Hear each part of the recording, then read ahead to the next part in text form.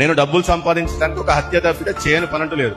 నాకు క్రైస్తవులు అంటే బహుద్వేషి. నేను ప్రతి సంవత్సరము అయ్యప్ప మాల వేసుకునేవాడిని.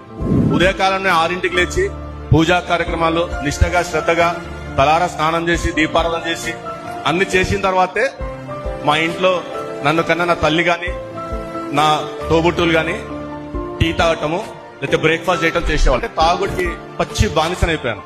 ఒక 90 120 ఆ పైనే తీసుకుంటే గానీ నేను ప్రశాంతంగా నిద్రపోలేను.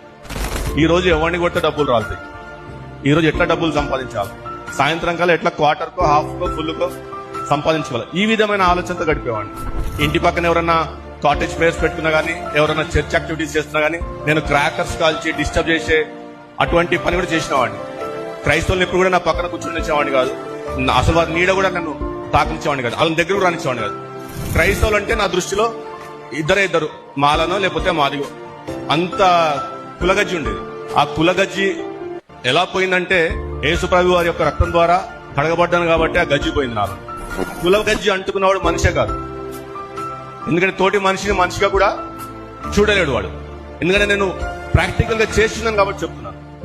బాగా కథలు పడతారు, ఈ బుక్ పట్టుకుని ఏముంది ఇందులో అని తీసి బైబుల్ తీసుకున్నాను.